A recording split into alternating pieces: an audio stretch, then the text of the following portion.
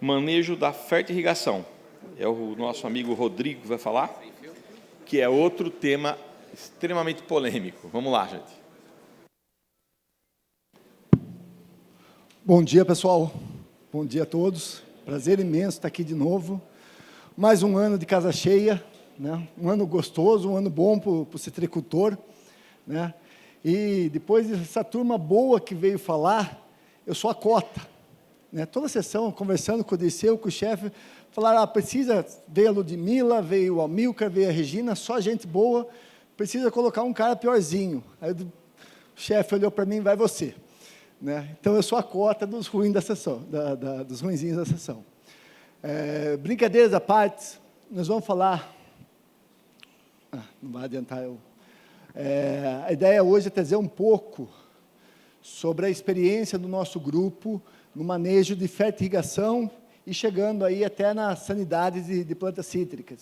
Eu divido essa palestra aqui com alguns colegas, com o Dirceu, com o Quágio, com o Gabriel e com a Raíssa, que são alunos de doutorado, com o Geraldo e o pessoal do Fundecitrus. Então, se tiver muita coisa errada, você põe a culpa neles, tá? Tirando o meu da... Né? Bom, vamos lá. Conceito, para a gente começar definindo o que é fertirrigação. Fertirrigação é a aplicação de fertilizantes junto com a água de irrigação. Estamos fazendo a irrigação, por que não colocar fertilizantes? Uma operação a menos, né? Uma estratégia interessante. E, de forma geral, quando a gente faz a fertirrigação, a gente aumenta a frequência de parcelamento do fertilizante, você diminui a dose por aplicação, tá? Com aumento no número de aplicações. E, no geral, quanto mais nós parcelamos a nossa adubação, nós ganhamos o quê? Em eficiência fertilizante. O que nós chamamos aqui de eficiência fertilizante? É quilos de fertilizante por produto produzido. Né? Bom, vou começar com algumas premissas básicas, que para alguns vai parecer até um tanto quanto óbvio, mas na fertirrigação não é necessário que todos os nutrientes sejam aplicados via fertirrigação. Né? Nem mesmo que a fertirrigação, que a irrigação seja feita 100% do tempo. Principalmente aqui nas nossas condições, não se justifica você fazer fertirrigação 100% do tempo. Nós temos um período aqui no estado de São Paulo, dezembro, janeiro, fevereiro, são períodos chuvosos, como já foi mostrado aqui, né? E a gente pode combinar, no manejo da nutrição do nosso pomar, a gente pode combinar duas estratégias, tá? Tanto a aplicação do fertilizante via solo, quanto uma parte... sólido, quanto uma parte via fertirrigação. Né? O que a gente bate bastante aí, que o projeto e manejo do pomar deve ser adaptado à fertirrigação. Tá? Eu vou fazer um projeto num pomar que eu vou entrar com fertirrigação, já planejar estande, com o número de plantas por hectare, combinação copa, porta-enxerto. Pô, vou fazer uma fertirrigação, eu vou começar com limão cravo. Será que é o desenho mais interessante? Ou eu já vou utilizar um porta-enxerto mais responsivo à irrigação? Tá? Região, disponibilidade de água, requer ferramentas de manejo e controle, maior investimento e um melhor nível tecnológico do produtor, isso é algo óbvio. A gente vê, às vezes, alguns citricultores aí fazer grandes investimentos no sistema de fertirrigação e não tem uma ferramenta para manejar nem a quantidade de água que ele está colocando no sistema. Tá? Então, algumas vezes a gente até fala, é melhor você não começar um projeto de fertirrigação do que fazer ele sem nenhuma ferramenta de monitoramento e controle. Né? Disponibilidade, qualidade, manejo de água, isso é importante, né? A questão de salinização, evitar a lixiviação de nutrientes, de irrigação excessiva, né? E atenção especial à fonte fertilizante.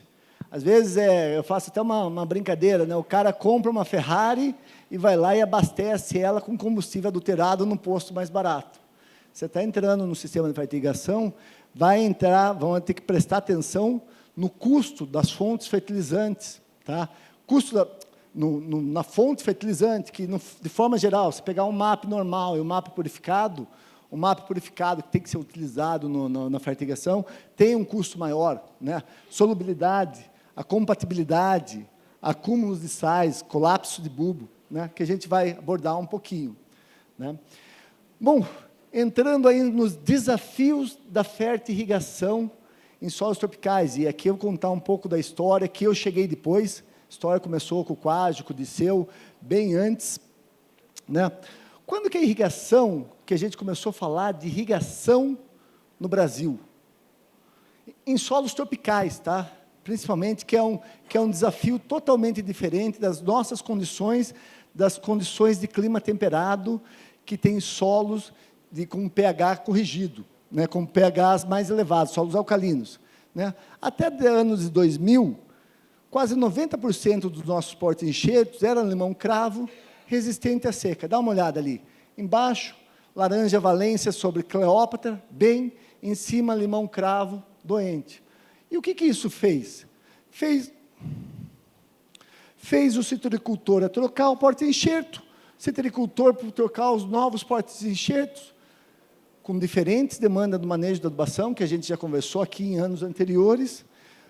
Contudo, porta-enxertos menos resistente à seca, iniciou-se começou a se irrigar os nossos pomares. Pô, mas se a gente está colocando água, por que não colocar nutriente junto? Por que não aproveitar essa operação para colocar o nutriente junto, né? Então, no início se tinha muitas dúvidas, porque os primeiros projetos até que vieram para o Brasil sucumbiram, e talvez por erro de manejo, colapso de bulbo, porque quem dominava a técnica de irrigação na parte de equipamentos, acho que Israel, Espanha, tá, os principais equipamentos de fertirrigação, e principalmente por gotejo, que antigamente, o pouco que se tinha de irrigação era pivô, né? Legal, só que eles estavam em condições do quê? Solos alcalinos, solos com pH 7, 8. Eu lembro que uma vez eu e o Disseu, nós participamos de um evento, e tinha um cara que veio de Israel falar de fertilizante, ele começou a falar de fertilizante, e ele falava em inglês, e tinha alguém traduzindo. Ele falava, ó, e você pode usar mais esse produto, que você vai diminuir em 2 pontos, você vai acidificar a sua calda em 2 pontos. Isso, para quem está em solo com pH 7, 8, é interessante. Nas nossas condições, não é, né? Tanto é que os primeiros projetos chegavam a recomendar até ácido fosfórico como fonte de fósforo, que não é uma estratégia mais interessante, né? Ajustes, nós evoluímos aí para um ajuste de manejo da fertirrigação, aí com ganhos de produtividade acima de 20%, e hoje a Regina já mostrou números bem superiores a esse, tá? Ganhos na eficiência fertilizante, ou seja, aquela quantidade de nitrogênio que eu estou colocando, que está se transformando em produção maior, cada vez melhor, aquela relação entre aquilo que eu coloco e aquilo que eu colho, né? E com alguns resultados de proteção das plantas, que é sanidade vegetal, que é o que a gente vai abordar um pouquinho hoje, tá? Até antes, e qual que é o desafio da fertirrigação? É o colapso de bulbo. Se a gente olhar, imagine aqui, quanto mais escuro, isso daqui é o teor de potássio no solo, né? Imagine uma fertirrigação com gotejo ou com microaspersor, com teor de potássio no solo. Quando a gente começa a colocar muito potássio, a gente vê ali, na região do bulbo, uma concentração maior de potássio.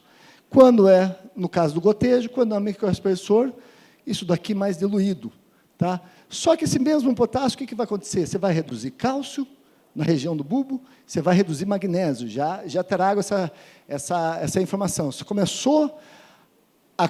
começamos a trabalhar com fertirrigação, essa relação, essa interação de nutrientes começa a se tornar mais importante, principalmente aonde? Num sistema de gotejo, que é mais de 90% nos nossos pomares. Por quê? Pressão de acidificação, porque a gente concentra um volume muito maior de raiz na região do bulbo. causando isso daqui, ó, colapso de bulbo, acidificação. A gente vê que naquela área de gotejamento ali, praticamente não tenha mais, some sistema radicular, né? E o desbalanço das bases aí, que a gente vai falar um pouco, porque quando a gente começa a trabalhar ou com potássio, ou se entrar com uma outra fonte, contendo nitrato de cálcio, contendo cálcio, nós vamos ver muito no magnésio, problema do magnésio, que eu vou colocar um pouquinho mais à frente, né? E o que a gente se preocupa muito na questão da fertirrigação? No equilíbrio de íons. E isso vai muito em função do quê? Da fonte fertilizante, né? Se a gente pegar, as plantas absorvem, quais são os macros, né? Nitrogênio, fósforo, potássio, cálcio, magnésio e enxofre. As plantas absorvem cátions na forma positiva, absorvem os nutrientes de uma forma positiva ou numa forma negativa, né? Potássio, cálcio, magnésio, tá? Positivo, fósforo e enxofre, negativo. O que faltou aqui? Nitrogênio. E a planta absorve nitrogênio numa forma positiva ou negativa? Ou a resposta que todo agrônomo, eu brinco sempre, qual é a resposta que todo agrônomo tem que dar? Depende. Depende. Depende do quê? Depende do pH do solo, depende da fonte fertilizante. Ela pode absorver tanto numa forma positiva, como numa forma negativa.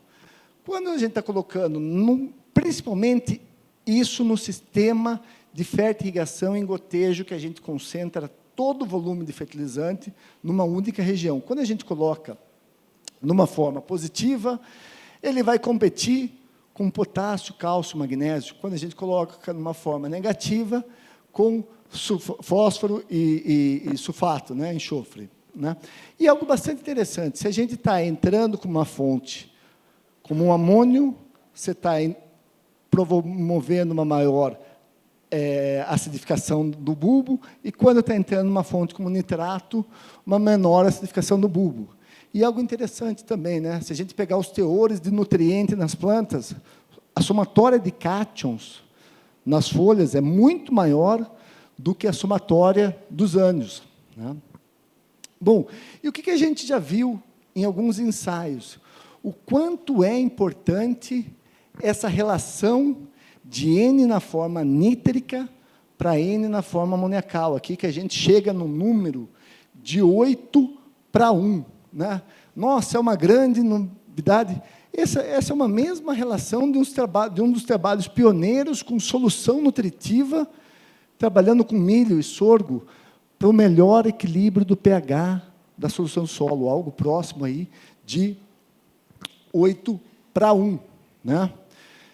E esse foi um ensaio que a gente trabalhou, que foi trabalhado aí, com duas fontes de nitrogênio.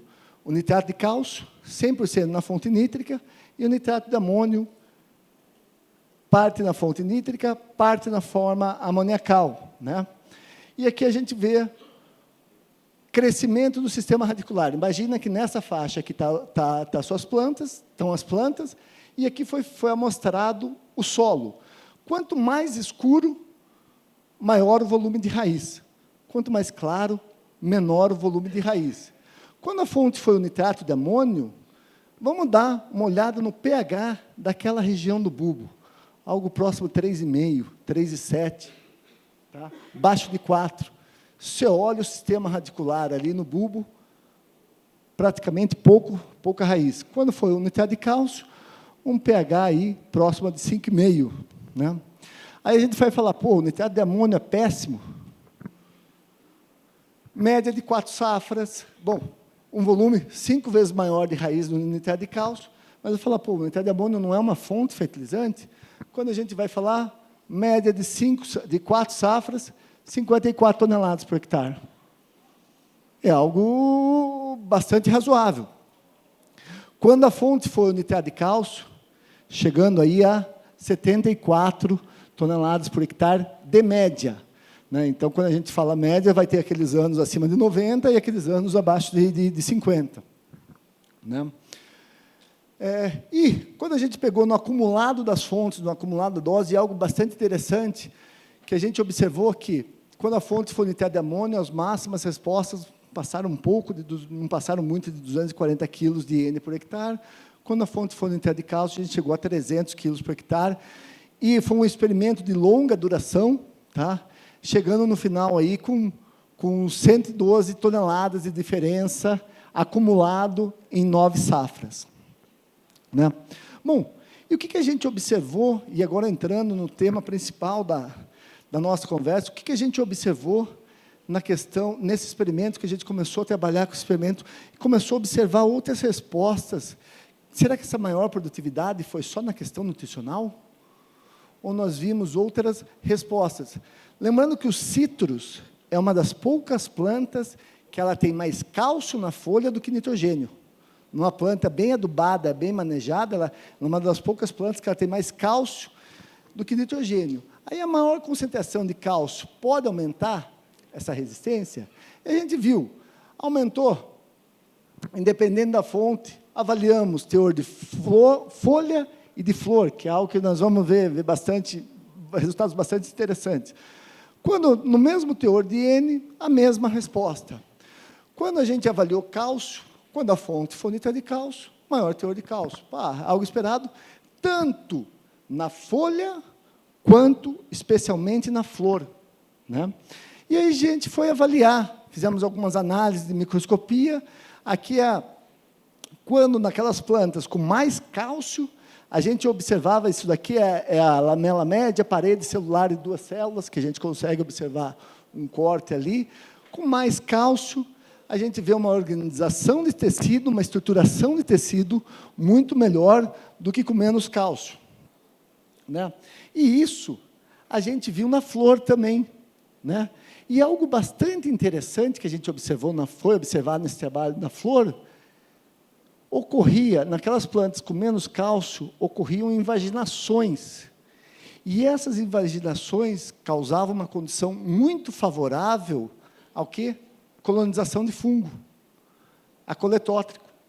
Né? E nós avaliamos, trouxemos isso, né, um aluno do Dirceu trouxe isso para o laboratório, fez um ensaio com pouco cálcio, baixo, médio cálcio e alto cálcio. Né? Também observou a mesma questão de invaginações, desenvolvimento do fungo, foram inoculados, né? Um aumento, até antes, um aumento no teor de cálcio da folha, 5,8 para 7,3, não é um aumento grande, é um aumento grande? Se a gente olhar aqui, quase de 20%. Né? E isso reduziu a porcentagem de estrelinha de 22% para 40%. Pô, é uma redução legal, mas uma queda de 50% reduziu em mais de 20 pontos a incidência da doença. Né? A gente fez esse mesmo trabalho, um outro aluno do Fernando Devedo, o Devitt, fez esse mesmo trabalho em Morcote e avaliou a mancha marrom da alternária. E a mesma coisa, naquelas plantas com menor teor de cálcio, aqui é área de severidade da doença. Quanto maior a severidade da doença. Né? E o que foi observado aqui? Naquelas plantas com menor teor de cálcio, maior a severidade da doença e maior na questão da mancha marrom da alternária. Tá? Aí nós levamos para validar com o pessoal, junto com o pessoal do Fundecitos, nós levamos essa validação em campo, montamos um experimento lá na Agroterenas, né, o pessoal da FORB, o pessoal do Fundecitos, num experimento de 9 hectares, né, trabalhamos em 3 combinações de nitrato de cálcio, nitrato de amônio, 2 foliares com ou sem cálcio, e 2 controles fitossanitários, com ou sem fungicida. Né? E a Regina até brincou, né? Parece que quando a gente monta um experimento esperando da doença, o que acontece? O ano é péssimo para o desenvolvimento da doença. Né? Ou você monta experimento esperando que não dê doença, cara, arrebenta. Né? Né? Então, aqui eu vou focar até mais só nas combinações de via fertirrigação, né? E até aqui conversando com o Geraldo, depois vocês podem conversar com ele, O que aconteceu até no experimento que deu pouco problema, que a gente não teve respostas para fungicida, ou respostas muito pequenas, porque a hora que a gente entrou com fertigação, o experimento foi realizado na Agroterrenas, uma região no sul do estado, né, que lá tem muito problema de coletótrico, mas a hora que entrou com a fertirrigação lá, aquele período de floração, que era quase 60 dias, ele foi muito mais concentrado, e isso mitigou bastante. Só a água ali já reduziu bastante o problema da doença, né? Mas a gente viu, aumentou cálcio. Ocorreu aquela coisa, aumentou o cálcio quando a fonte com mais nitrato, aquela relação mais favorável para nitrato de cálcio, ocorreu uma maior acidificação do solo, tanto na camada de 0 a 20, quanto na camada de 20 a 40. Né? Aumentou as doses de cálcio aqui até bastante altas, aí de 240 quilos por hectare. Se aumentou o teor de cálcio, aumentou o fornecimento de cálcio, aumentou o teor de cálcio no solo. Mas algo muito interessante que a gente viu, e a gente observa isso em outros ensaios, em outros levantamentos, com a acidificação, e esse é um dos grandes problemas que às vezes não chama muito nossa atenção, mas com a acidificação do solo, você vai aumentar a disponibilidade do quê? De manganês. E é comum, eu fiz um levantamento, a gente fez um levantamento com mais de coisa de 20 mil amostras de solo na região de café, e naquelas áreas que não se fazia um bom manejo da acidez do solo, com calagem, tá? Tem teores de manganês muito alto. Tá? E nós vimos isso num outro ensaio, que aquelas doses, quando o pH acidificava, teores de manganês aí nas folhas acima de 200. Isso já passa a ser tóxico para a planta e já pode ser um problema. Então, quem está trabalhando com fertigação, tiver teores de manganês um pouco mais alto, atenção. Né? Bom, e nas folhas? Aqui que a gente observou. Tá. Deu diferença de N? Não, porque a dose de N foi igual para todos. Deu diferença de cálcio? Aumentou a dose, fornecimento de cálcio, aumentou a dose de cálcio. E o que a gente observou, e a gente vem observando? Tá, estou usando uma fonte comunitária de cálcio. Pá, interessante. O que acontece com o magnésio? Cai magnésio. Tá? Nós já discutimos sobre o magnésio bastante, já apresentei acho que ano passado, ou retrasado, resultados com magnésio, né? É um elemento que a gente vem falando bastante dele, com resultados fantásticos. Né? Então, atenção também a magnésio. Né? Nós temos um ensaio que a gente comparou doses de... Na verdade, isso aqui são média de 4 experimentos durante 4 anos, aplicando magnésio no solo, e com ganhos de produtividades aí de 4 toneladas por hectare. E aqui nós estamos falando de 4 ensaios por 4 anos, e saindo de teores de faixa de produtividade de 55 toneladas, que é fácil aumentar 10% num pomar produzindo 20 toneladas por hectare. Agora, num pomar de 55, já é um pouco mais difícil. Né? E até, cabe magnésio numa fertigação? Cabe. Algo em torno de 20 a 40 quilos por hectare de MG? Tá? Cabe, isso dá. Só fica uma mensagem, você vai utilizar uma fonte, se for colocar não misturar sulfato de magnésio com nitrato de magnésio. Isso é pedir para dar chabu. Mas cabe colocar, e se não for colocar magnésio via fértil, você pode fazer um complemento via adubação sólida. E nossos resultados aí mostraram para a gente que magnésio a gente sempre recomendou, ou quem é formado um pouco mais de tempo aí, aprendeu nas faculdades das escolas de agronomia que magnésio se fornece via calagem. Sim, está correto. Mas nesses novos patamares de produtividades, a gente tem que entrar com magnésio solúvel. Tá? É bastante interessante aí entrar com complemento. Né? Bom, e o que a gente viu nas flores? Tá? A mesma coisa, quando a fonte for nitrato de cálcio, aumentou aí em 20% o teor de cálcio das folhas. Aí o pessoal do Funecites foi avaliar em condição de campo. O que ele observou? Naquelas folhas com mais cálcio, menor os sintomas de podridão floral, menor o número de cálices por ramo, né? E quando a gente vai na produtividade, né? O que nós observamos? Quando a fonte de cálcio, aí algo em torno de 20% a 25% de ganho em produtividade, né?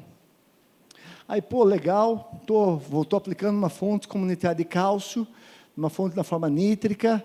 E o que a gente viu? A gente conduziu um outro ensaio paralelo, né, com molibdênio. O molibdênio está muito relacionado com a assimilação de nitrogênio pelas plantas, né? E a gente já mostrou em outros anos algumas respostas com molibdênio. Pô, aumentou doses de molibdênio via fertirrigação, você aumentou o quê? Você aumentou o teor de nutriente na planta. Pô, legal, era esperado, né? Mas aumentou a dose de molibdênio, o que a gente observou também? Maior acúmulo de nitrogênio. Ou seja, o molibdênio ajudou a melhorar a absorção de nitrogênio pelas plantas, né? E a gente analisou as atividades da nitrato redutase, uma enzima que está relacionada com o processo de metabolismo do nitrogênio na planta, nitrato redutase em vários dias ao longo do ensaio, proteína, né? E o que a gente está propondo aqui, né? Uma relação aí, e sempre a gente viu que essa nitrato redutase estava quando a quantidade de molibdênio estava numa relação por quilo de nitrogênio ou 1:3. Para cada 1 quilo de nitrogênio, 1,3 gramas de molibdênio. Ficou aí numa média de 1.100, mas é outro nutriente que dá para a gente pensar em encaixar ele também via fertirrigação e molibdênio. A gente sabe que já discutimos bastante, né, que é um nutriente que dá para crescer nele, né? E a gente já tem outros resultados aí, que já foram repetidos. Boro é outro elemento que dá para colocar também via fertirrigação aí, dose de 2 a 3 quilos por hectare, vai depender do porta-enxerto, um porta-enxerto como o citromelo swingo, maior demanda de boro, né? 3 quilos por hectare. E a aplicação do boro, que a gente já falou bastante em outros momentos aí, é mais eficiente via solo do que via folha, né? Zinco, a gente também tem alguns resultados de respostas de aplicação de zinco via fertirrigação, especialmente mais em solos mais arenosos. Aí já é pensando em construção de fertilidade, não naquela resposta momentânea, né? E deixar, talvez, uma recomendação aí de manejo de irrigação, né? A gente avaliou, o Quágio, que coordenou várias dissertações e teses sobre isso, que existem 2 momentos de maior demanda de nitrogênio e cálcio pelas plantas. Um momento de florescimento e um momento de diferenciação floral, né? E se a gente pega, quando ocorre esses momentos, que o Amilcar já apresentou, a Regina já falou alguma coisa sobre, ocorre aqui em setembro, um pouquinho em setembro, outubro, e a diferenciação floral ali em abril e maio. Então, talvez, se for pensar num posicionamento, numa fertirrigação, pensar nesses 2 momentos aqui, no florescimento e na diferenciação floral. Aí, quando a gente fala de diferenciação floral, o fertilizante que nós estamos colocando aqui é pensando muito, não aquela safra que está no pé, mas a próxima safra, daquela próxima florada que vai vir no próximo ano, né?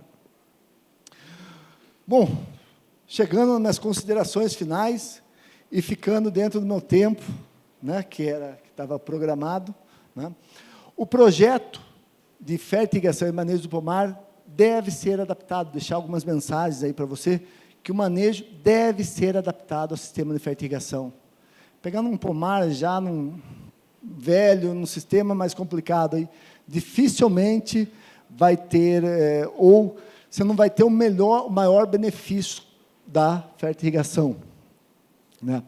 Em áreas fertirrigadas via gotejamento, cuidado com o colapso de bulbo, tá? Especialmente em solos ácidos, que é o que ocorre na nossa região aqui, no Brasil, né? Cuidado com esse colapso de bulbo, isso é extremamente importante, né? Questão da utilização de fontes adequadas para a fertirrigação, a gente algumas vezes já deparei com colegas aí colocando uma fonte de fósforo, ao invés de colocar um MAP purificado, usa um MAP convencional. Você vai ter problema no seu sistema, tá? Você vai ter KCl, você vai ter que usar um cloreto branco. Não dá para usar um cloreto vermelho, você vai ter problema, né?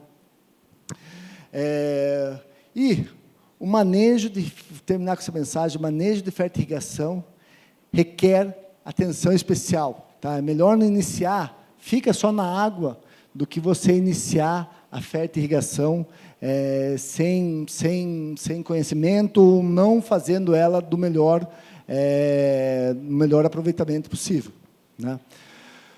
Eu termino com uma frase que mostramos no Boletim 100, que boa parte dessas informações aqui que a gente apresentou está no Boletim 100, né?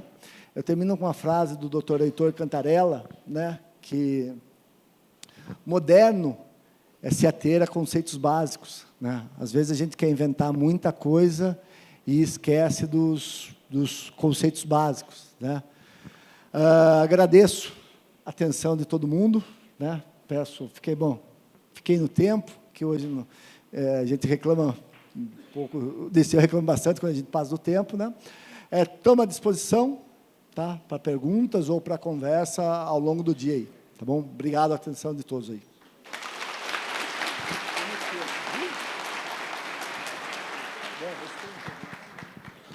Vamos encerrar essa parte da manhã. Quer falar uma coisa? Perguntas? O pessoal já é experiente. Valeu, na fertirrigação tem que tomar cuidado com o projeto de irrigação. Se o projeto não estiver funcionando, não adianta fazer fertirrigação. Vai lá, uma pergunta lá. Ó. Então, eu queria saber, geralmente as recomendações são altas em relação ao nitrato de amônio ou ureia, enfim. Como eu consigo substituir com o nitrato de cálcio, se é possível? A gente substitui totalmente ou não? Não, dá para... Sim, é possível, sim. Dá, na verdade, talvez tenha faltado aqui, dá para a gente fazer uma combinação de nitrato de cálcio e nitrato de amônio, e a gente viu que aquele valor, quando a gente faz uma mescla das fontes, dá para fazer. E nós não vamos pensar em fazer a fertirrigação 100% da dose, eu acho que passou ali 100% da dose via fertirrigação. No nosso cenário, não é nem bom a gente fazer 100% da dose via fertirrigação. Tá? Você então, fazer aquela adubação de verão, faz ela no solo. Sim. Eu posso também... Então, eu posso diminuir, de repente, um pouco do nitrato de amônio e entrar com... Dá para fazer. Talvez posicionar o nitrato de cálcio naqueles dois momentos. Bem no início de florescimento, depois você começa com ele e vai com o nitrato de amônio, adubação sólida com formulado, e você vai no final, ali você pode voltar com o nitrato de amônio, no final você coloca mais um com nitrato de cálcio, pensando na próxima florada. Você não vai passar de 50 quilos de N com nitrato de cálcio. Complementando, Guareto, tudo bem? Essa segunda adubação com cálcio poderia ser via gesso, em março, abril, no final das águas? Você não vai ter a mesma solubilidade que o nitrato de cálcio. Nós começamos... Posso responder isso daqui 3 anos para você? Tá, com números, porque uma coisa é o que a gente espera e outra coisa, o pessoal fala, nós trouxemos números para algumas coisas. Tá? E por último ainda, nitrato de cálcio em pulverização adianta alguma coisa? Ou só na florada ou nem na florada? Então, na verdade, nós, pelos nossos resultados aí, no pulverização foliar, a gente não viu resposta nenhuma. E pelas doses que a gente fez, até umas doses bem altas, lavava e ia para o chão. Não absorvia via folha. Ok. Tá? Não é o posicionamento via folha. Obrigado. Vamos, bom, vai, pode toca mais uma aí, A minha pergunta é se o emprego de elementos benéficos é mais eficiente, aplicação via foliar, solo ou fértil? Elementos benéficos como silício, selênio. A gente não tem resposta e eu vou responder isso também daqui a 3 anos para você, que nós estamos começando um ensaio com esse desenho. Sulfato de magnésio. Sulfato de magnésio. Pode ser também uma questão de nitrato a custo. Pode usar com certeza, custo. Obrigado.